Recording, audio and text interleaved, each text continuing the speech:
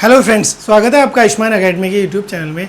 आज हम एक नई यूनिट स्टार्ट करने जा रहे हैं जिसके अंदर हम लोग एक इम्पॉर्टेंट 3 फेज़ मोटर के बारे में डिस्कशन करेंगे। ठीक है, उस मोटर का नाम क्या है? उस मोटर का नाम है सिंक्रोनस मोटर, मतलब तुल्यकालिक मोटर। ठीक है, आज के लेक्चर के अंदर हम लोग सिंक्रोनस मोटर के बेसिक्स के बारे में जानकारी लेंगे और ये चीज़ जानेंगे कि ये जो मोटर रहती है ना, इस मोटर को हम लोग ऐसे क्यों बोलते हैं कि भाई ये सेल्फ स्टार्टिंग नहीं रहती है। ठीक है, और इसके बाद हम लोग ये चीज़ जानेंगे कि भाई अगर ये सेल्फ स्टार्टिंग नहीं रहती है ना, तो हम लोग इसको स्टार्ट कैसे करते हैं। ठीक है, अब जब भी हम लोग सिंक्रोनस मोटर के बारे में बात करते हैं ना, मतलब इस मोटर की अगर संरचना की बात करते हैं तो ये जो मोटर रहती है ना, इसकी संरचना लगभग जो हम लोग अल्टरनेटर पढ़ते हैं ना, यानी जो 3 फेज़ का जनरेटर मतलब जो प्रत्यावर्तक पढ़ते हैं ना, उसके समान रहती है। ठीक है, इसका मतलब क्या है? इसका मतलब सिर्फ सिंपल सा ये है कि अगर आप अल्टरनेटर से आउटपुट के अंदर विद्युत वाहक बल ना लेके, यानी 3 फेज सप्लाई ना लेके आप क्या करो, वहाँ पे उसको 3 फेज का इनपुट दो सप्लाई का, तो वो जो अल्टरनेटर रहेगा ना, वो अल्टरनेटर ही सिंक्रोनस मोटर के समान कार्य करने लग जाएगा। ठीक है, अब जैसे अपने दिमाग के अंदर एक क्वेश्चन आता है कि ये जो मोटर रहती है ना, इस मोटर को हम लोग सिंक्रोनस मोटर क्यों बोलते हैं। ठीक है, हमने पहले एक मोटर पढ़ी जिसको हम लोग क्या बोल रहे थे, प्रेरण मोटर। ठीक है, वहाँ पे तो अपने को समझ में आ रहा था कि वो जो मोटर थी ना, उस मोटर को हम लोग प्रेरण मोटर इसलिए बोलते थे कि वो जो मोटर थी, उस मोटर के अंदर प्रेरण का सिद्धांत काम में लिया जा रहा था।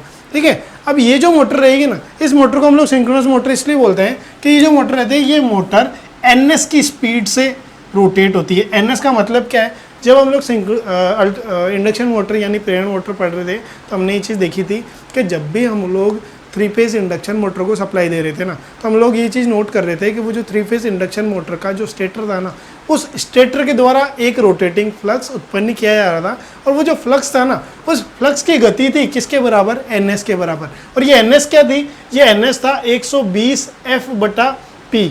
ठीक है, यहाँ पे F क्या था? यहाँ पे F तो था आवृत्ति। ठीक है, और यहाँ पे P था क्या? ध्रुव की संख्या। और NS क्या थी? ये थी सिंक्रोनस गति। ठीक है, अब जैसे अगर अपन वहाँ पे प्रेरण मोटर की बात कर रहे थे तो हम लोग ये चीज़ देख रहे थे कि भाई आपने क्या करा, उसको सप्लाई दी मोटर को जब भी आपने सप्लाई दी तो उसका जो स्टेटर था, उसके स्टेटर के द्वारा एक फ्लक्स उत्पन्न किया गया, और वो जो फ्लक्स था ना, उस फ्लक्स को कैच करने की कोशिश के अंदर उसका रोटर क्या कर रहा था, उसकी डायरेक्शन के अंदर रोटेट हो रहा था, और उसकी जो गति थी वो कितनी थी? NR थी। वहाँ पे हम लोग ये चीज़ पढ़ रहे थे कि भाई जो रोटर की गति है ना, वो किसी भी स्थिति के अंदर NS के बराबर नहीं हो रही थी।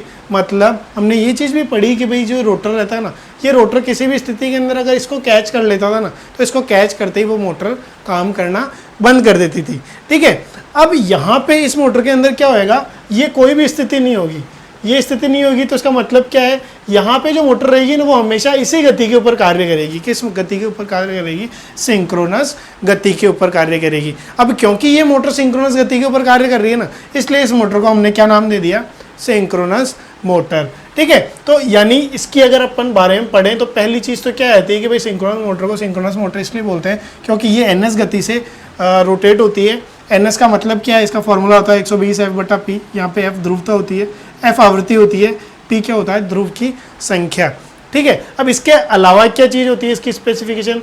ये जो मोटर रहती है ना, ये मोटर का जो निर्माण रहता है वो लगभग 150 किलोवाट से, कितना? 150 किलोवाट से लगभग 15 मेगावाट तक इसका निर्माण होता है, और इसकी गति लगभग 1800 RPM तक रहती है। कितने RPM तक रहती है? 1800 RPM तक। ठीक है, गति सिंक्रोनस गति के बराबर। ठीक है, और इसका निर्माण 150 किलोवाट से 15 मेगावाट के बीच में, और इसके RPM कितने रहते हैं? लगभग 1800 के बराबर तक रहते हैं। इसकी एक और विशेषता ये रहती है कि ये जो मोटर रहती है ना, ये मोटर सेल्फ स्टार्टिंग नहीं रहती है। क्या नहीं रहती है? सेल्फ स्टार्टिंग नहीं रहती है। अभी क्यों नहीं रहती है ये हम लोग जस्ट अगले सेक्शन के अंदर डिस्कस करने जा रहे हैं। ठीक है, यानी इसकी क्या विशेषता रहती है? ये सेल्फ स्टार्टिंग नहीं होती है। ठीक है, इसके अलावा क्या चीज़ होती है? हम लोग जब प्रेरण मोटर पढ़ते हैं ना, तो प्रेरण मोटर के अंदर हम लोग ये चीज़ पढ़ते हैं कि जो प्रेरण मोटर रहती है ना, वो हमेशा लैगिंग पावर फैक्टर के ऊपर कार्य करती है। किसके ऊपर कार्य करती है? लैगिंग पावर फैक्टर के ऊपर। पर जब भी अपन सिंक्रोनस मोटर की बात करते हैं ना, तो ये सिंक्रोनस मोटर सभी प्रकार के पावर फैक्टर के ऊपर कार्य करती है। ठीक है, मतलब सभी प्रकार के PF पे कार्य करती है। सभी प्रकार के पावर फैक्टर का मतलब ये लैगिंग पे भी काम करेगी। ठीक है, ये लीडिंग के ऊपर भी कार्य करेगी, और ये यूनिटी के ऊपर भी कार्य करेगी। ठीक है, तो ये कुछ एक इसके बारे में इंट्रोडक्शन है कि भाई जो सिंक्रोनस मोटर रहती है वो क्या रहती है। सिंक्रोनस मोटर हमेशा सिंक्रोनस गति से चलती है। उसका निर्माण 150 से 15 मेगावाट के मध्य होता है और उसकी गति कितनी होती है, लगभग 1800 आरपीएम। ठीक है, ये सेल्फ स्टार्टिंग नहीं होती है और सभी प्रकार के पावर फैक्टर के ऊपर कार्य करती है। ठीक है, अब जैसे इसके कार्य सिद्धांत की हम लोग बात करते हैं और डिस्कस करते हैं कि ये जो मोटर रहती है ये मोटर सेल्फ स्टार्टिंग क्यों नहीं रहती है। ठीक है,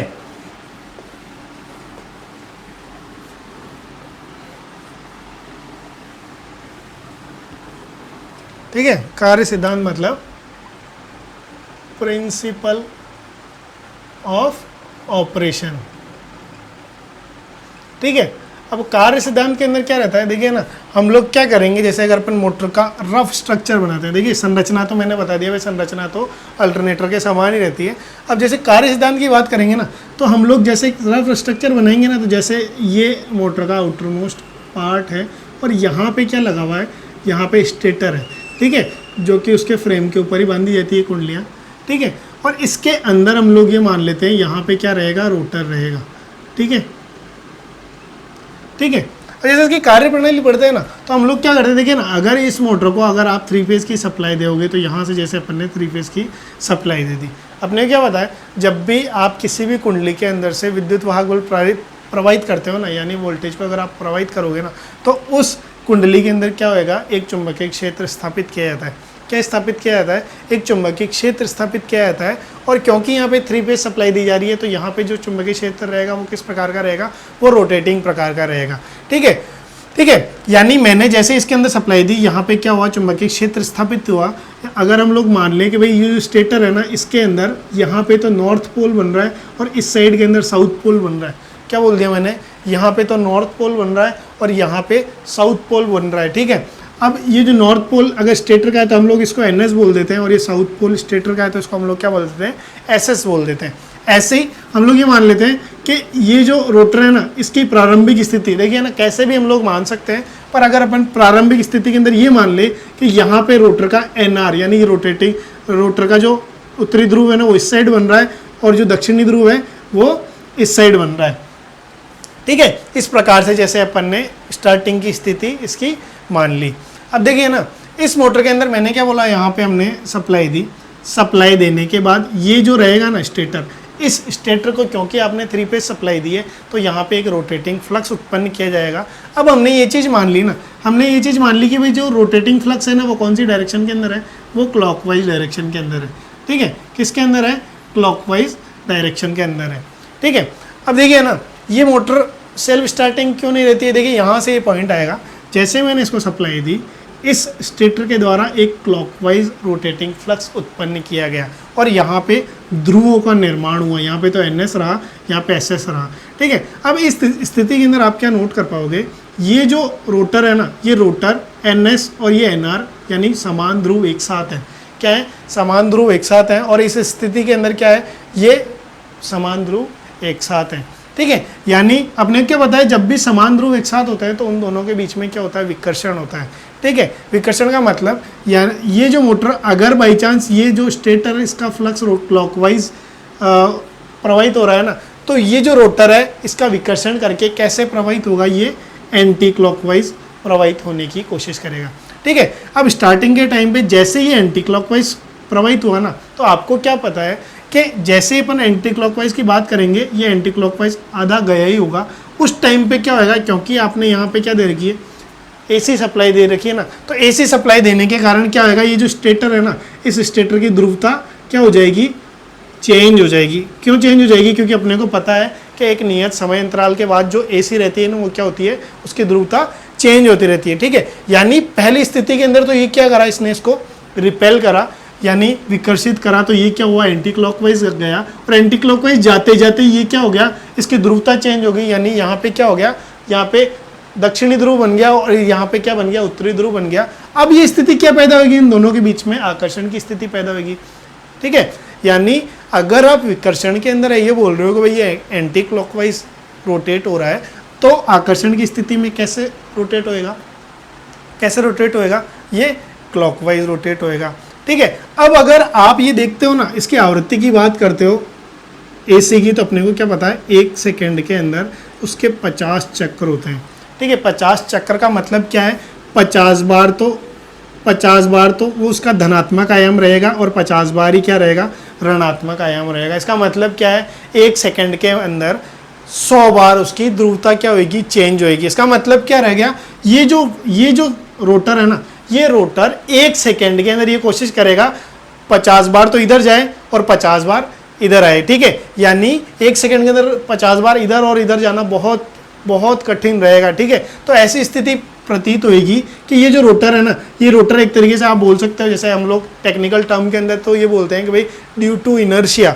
ठीक है, पर अगर हम लोग साधारण भाषा के अंदर समझना चाहें तो हम लोग ये चीज़ देख पाएंगे कि क्योंकि ये जो मूवमेंट है ना, ये मूवमेंट बहुत ज़्यादा फास्ट है ना, यानी बहुत ज़्यादा फास्ट स्थिति से इसको क्लॉकवाइज और एंटी क्लॉकवाइज घूमने की कोशिश करनी पड़ रही है ना, तो इसके साथ ऐसी स्थिति पैदा होगी कि ये कंफ्यूज हो जाएगा कि भाई इसको रोटेट किस डायरेक्शन के अंदर होना है। ठीक है, और ये कंफ्यूजन की स्थिति के अंदर ये इसी पोजीशन के अंदर रुक के रह जाएगा, इसी पोजीशन के अंदर रुक के रह जाएगा। इसका मतलब क्या रहेगा, वो मोटर स्टार्ट कभी भी नहीं होएगी। ठीक है, तो ये कारण रहता है कि भाई जो सिंक्रोनस मोटर रहती है ना, वो सिंक्रोनस मोटर सेल्फ स्टार्टिंग क्यों नहीं रहती है। ठीक है, मैं वापस एक बार बताने की कोशिश कर रहा हूँ। देखिए ना, क्या हुआ, आपने क्या करा, यहाँ पे 3 फेज सप्लाई दी। 3 फेज सप्लाई देने के बाद आपने ये माना कि भाई जैसे अगर इस स्थिति का भी अगर आपने मान लिया, जैसे आपने ये माना कि यहाँ पे स्टेटर का दक्षिणी ध्रुव है और यहाँ पे क्या है, उत्तरी ध्रुव, और जो रोटर है ना, उस रोटर का यहाँ पे दक्षिणी ध्रुव उत्तरी ध्रुव है और यहाँ पे दक्षिणी ध्रुव है। ठीक है, अब क्या हुआ, जैसे ही आपने इसको सप्लाई दी ना, तो जो रोटर स्टेटर रहेगा ना, उस स्टेटर के अंदर एक फ्लक्स प्रवाहित होगा, और उस फ्लक्स को अगर आपने ये मान लिया कि भाई वो जो फ्लक्स है वो कौन सी डायरेक्शन के अंदर है, क्लॉकवाइज डायरेक्शन के अंदर है, तो आप क्या नोट कर पाओगे कि इस स्थिति के अंदर, अभी ये जो स्थिति ना, इस स्थिति के अंदर विपरीत ध्रुव आमने सामने है, और विपरीत ध्रुव आमने सामने रहेंगे तो इनके बीच में क्या रहेगा, आकर्षण होएगा, और आकर्षण होएगा तो ये जो रोटर रहेगा ना, ये रोटर क्लॉकवाइज घूमने की कोशिश करेगा। जैसे ये क्लॉकवाइज जाने की कोशिश करेगा ना, उसी टाइम पे क्या होएगा, ये जो AC है ना, ये AC का ऋणात्मक आयाम आ जाएगा, और ऋणात्मक आयाम आया ना, तो यहाँ पे वापस क्या आ जाएगा, यहाँ पे NS आ जाएगा, और यहाँ पे क्या आ जाएगा, S आ जाएगा। मतलब पहले तो यहाँ विपरीत थे, तो ये आकर्षण होके क्लॉकवाइज डायरेक्शन में जाने की कोशिश कर रहा था, पर आधे ही चक्कर के अंदर यहाँ पे NS आ गया, तो अब इन दोनों के बीच में क्या होएगा, विकर्षण होएगा। तो वो जो अट्रैक्ट होकर क्लॉकवाइज घूमने की कोशिश कर रहा था ना, विकर्षण के कारण कैसे घूमने की कोशिश करेगा, एंटी क्लॉकवाइज घूमने की कोशिश करेगा। ये जो प्रक्रिया है, मतलब क्लॉकवाइज घूमने की और एंटी क्लॉकवाइज घूमने की, ये 1 सेकेंड के अंदर 50 बार होने की कोशिश करती है। ठीक है, और 50 बार होने की कोशिश के अंदर ये जो रहता है ना, ऐसी स्थिति पैदा हो जाती है ड्यू टू इनर्शिया कि भाई ये जो रोटेशन है ना, ये रोटेशन मतलब हो ही नहीं पाता है। मतलब ऐसा प्रतीत होता है कि ये जो स्टेटर है ना, ये अपने इनिशियल पोजीशन के ऊपर ही है। ठीक है, इसलिए ये जो मोटर है, ये मोटर स्टार्ट नहीं हो पा रही है।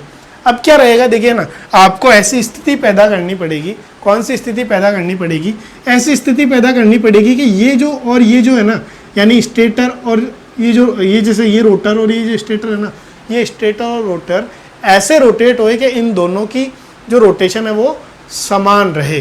कैसे रहे, समान रहे। तो हम लोग क्या करते हैं, इसको समान रखने के लिए, जैसे अगर अपन वर्किंग की बात करेंगे इसकी, तो वर्किंग के टाइम पे हम लोग क्या करते हैं, देखिए ना, हम लोग क्या करेंगे कि भाई ऐसे तो नॉर्मल स्थिति के अंदर तो ये स्टार्ट नहीं हो पा रही है, तो हम लोग क्या करेंगे कि इसका जो रोटर है ना, जो रोटर है ना, उस रोटर को हम लोग बाहरी किसी माध्यम का मतलब फॉर एग्जाम्पल आप किसी DC मोटर से, किससे, DC मोटर से आप क्या करोगे, इसकी शाफ्ट को कनेक्ट कर दोगे, किसकी को, रोटर की को।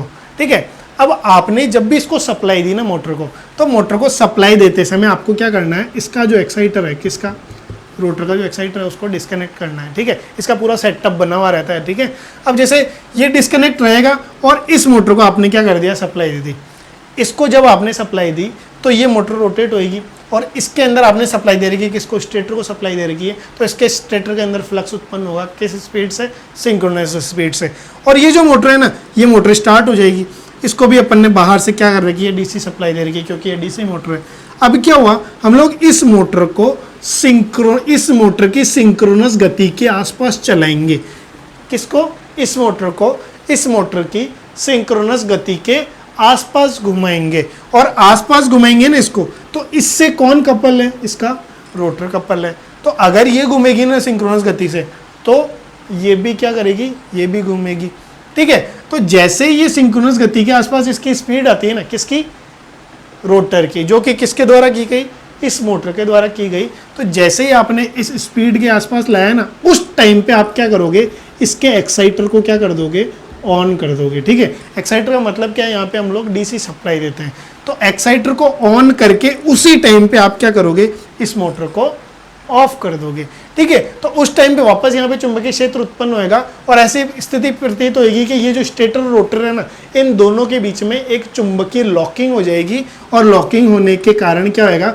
ये जो रोटर है ना, ये रोटर इस स्टेटर के साथ उसी की डायरेक्शन के अंदर क्या करने लग जाएगा? घूमने लग जाएगा। ठीक है, यानी अगर आपको इसको स्टार्ट करना है ना, मोटर को, किसको?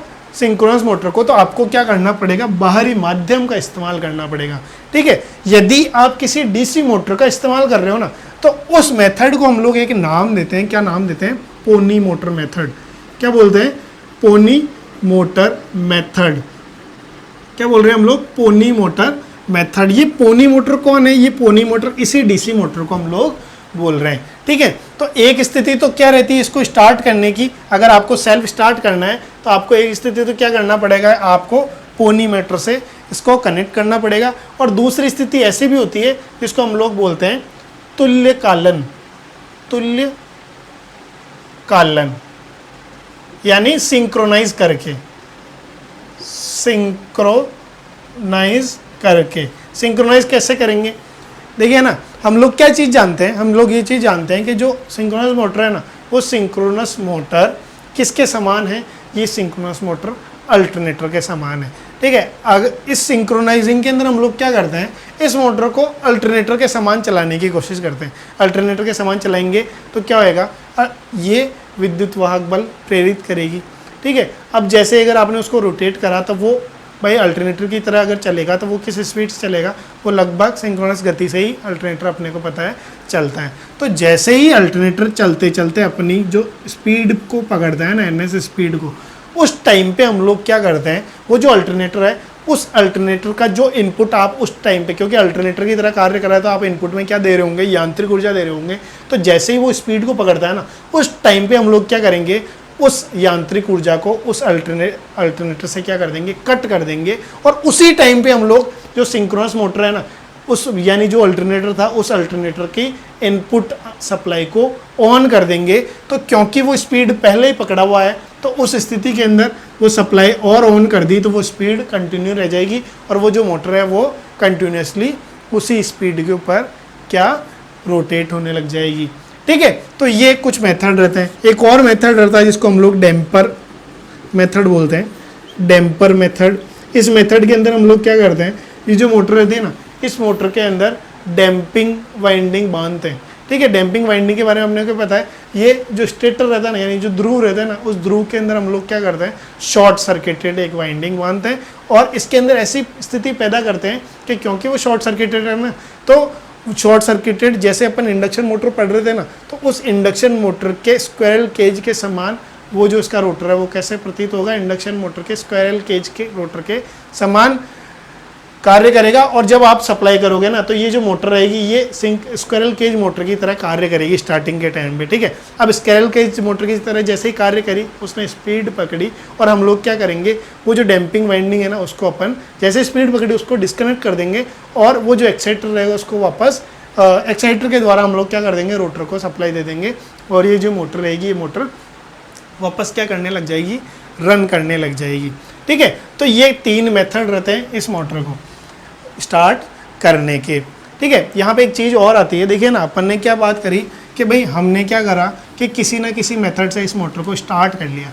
ठीक है, किसी ना किसी, मैंने क्या बोला कि किसी ना किसी मेथड से इस मोटर को अपन ने स्टार्ट कर लिया। ठीक है, पर क्या होता है? देखिए, अपने दिमाग के अंदर ये क्वेश्चन आएगा, ये चीज़ आएगी कि भाई हमने क्या करा? इसको स्टार्ट कर लिया, इसका मतलब ये मेथड परफेक्ट है।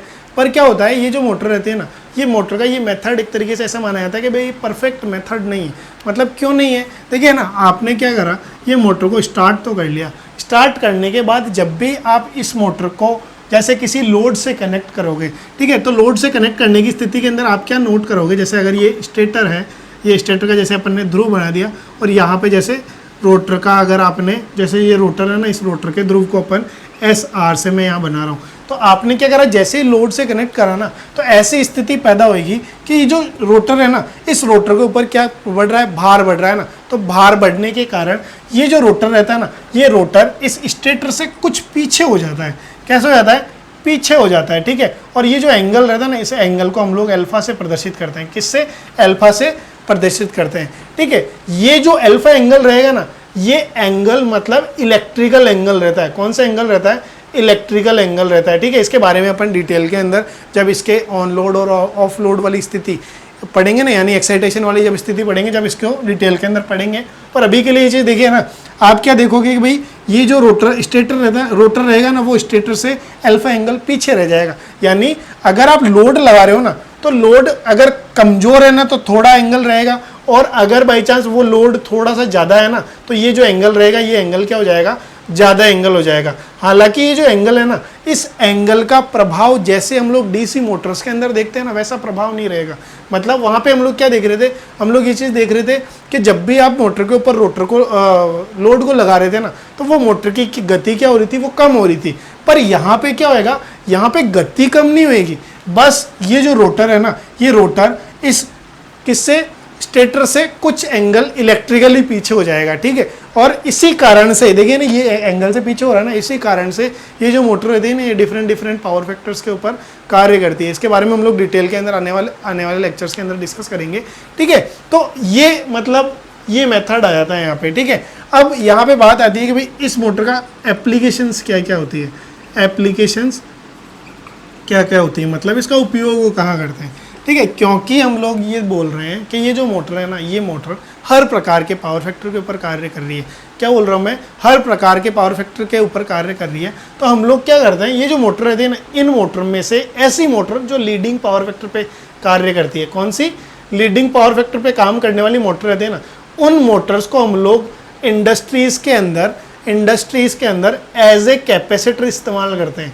क्या बोलते हैं, एज ए कैपेसिटर इस्तेमाल करते हैं। कैपेसिटर, एज ए कैपेसिटर का मतलब क्या है, अपने क्या बताया, जो कैपेसिटर रहता है ना, उस कैपेसिटर का उपयोग कहाँ होता है, कैपेसिटर का उपयोग होता है जो मोटर्स रहती है ना, उस मोटर के अंदर पावर फैक्टर के करेक्शन के लिए होता है, ठीक है। यानी जैसे अगर अपन सिंगल फेज मोटर की बात करते हैं, तो पंखे के अंदर हम लोग वो क्यों लगाते हैं, कैपेसिटर इसलिए लगाते हैं ताकि उसका जो पावर फैक्टर है वो क्या रहे, अच्छा रहे, ठीक है। तो इंडस्ट्रीज के अंदर हम लोग क्या करेंगे, क्योंकि देखिए वो क्या करता है, कैपेसिटर भी क्या करता है, कैपेसिटर करंट को लीड कराने की कोशिश करता है, ठीक है। अब जितनी भी मोटर्स रहती है वो कुंडली से बनी हुई रहती है। अब कुंडली से बनी हुई रहेगी तो क्या होता है, वहाँ पे जो करंट रहती है वो लैग करती है। तो हम लोग क्या करते हैं, उस लैग करती हुई करंट को आगे खींचने की कोशिश करते हैं, किसकी सहायता से, कैपेसिटर की सहायता से, ठीक है। तो अब कैपेसिटर आगे क्यों खींच पा रहा है, क्योंकि कैपेसिटर के केस के अंदर करंट कैसे रहती है, लीडिंग रहती है। अब ये मोटर है ना, ये मोटर भी लीडिंग प्रकार की बन सकती है। तो हम लोग क्या करते हैं, उस लीडिंग प्रकार की मोटर को ही कैपेसिटर के रूप में इस्तेमाल कर लेते हैं इंडस्ट्रीज के अंदर। किस चीज़ के लिए करेंगे, पावर फैक्टर के करेक्शन के लिए। पर यहाँ पे जो मोटर रहेगी ना, वो मोटर क्योंकि पावर फैक्टर कनेक्शन के लिए इस्तेमाल, करेक्शन के लिए कर रही है ना इस्तेमाल में, इसलिए इन मोटर्स को वहाँ पे हम लोग सिंक्रोनस कंडेंसर का नाम भी दे देते हैं। क्या नाम दे देते हैं, सिंक्रोनस कंडेंसर, ठीक है। तो आपसे अगर जैसे ये चीज़ पूछी जाए कि सिंक्रोनस कंडेंसर क्या होता है, तो आपको ये चीज़ नहीं बोली कि भाई वो कैपेसिटर है। बेसिकली सिंक्रोनस कंडेंसर क्या होता है, बेसिकली ये एक सिंक्रोनस मोटर होती है जिसकी सहायता से हम लोग इंडस्ट्रीज़ के अंदर जो बड़ी बड़ी मोटर्स रहती है ना, उनके पावर फैक्टर को क्या करते हैं, पावर फैक्टर को करेक्ट करते हैं, ठीक है। आज के लेक्चर के अंदर हमने जो सिंक्रोनस मोटर है, उस सिंक्रोनस मोटर्स के बेसिक्स जाने, मतलब सिंक्रोनस मोटर क्या होती है, उसको सिंक्रोनस मोटर क्यों बोलते हैं, और उसके बाद हमने ये चीज़ जानी कि सिंक्रोनस मोटर रहती है ना, वो सेल्फ स्टार्टिंग नहीं रहती है, तो क्यों नहीं रहती है। और उसके बाद हमने ये चीज़ जाना कि सिंक्रोनस मोटर अगर सेल्फ स्टार्टिंग नहीं है तो उसको सेल्फ स्टार्ट कैसे करना है, ठीक है। और अब लास्ट के अंदर हमने क्या चीज़ जानी कि ये जो मोटर रहती है ना, इसको हम लोग इंडस्ट्रीज़ के अंदर किस रूप से इस्तेमाल करते हैं, सिंक्रोनस कंडेंसर के रूप में इस्तेमाल करते हैं। मतलब इंडस्ट्रीज़ के अंदर आप पावर फैक्टर करेक्शन के लिए इस मोटर का उपयोग करोगे। वो पाँच जो अपन ने डिस्कस करा वो आपको अच्छे समझ में आएगा। अगर मेरा ये लेक्चर और मेरे अन्य लेक्चर्स आपको अच्छे से समझ में और पसंद आ रहे हैं तो आप मेरे वीडियोस को अपने फ्रेंड्स के साथ आपके social media WhatsApp, Facebook, Telegram के ऊपर शेयर कर सकते हैं और मुझसे अच्छे कंटेंट की उम्मीद करते हुए मेरे चैनल को सब्सक्राइब कर सकते हैं। Have a nice day.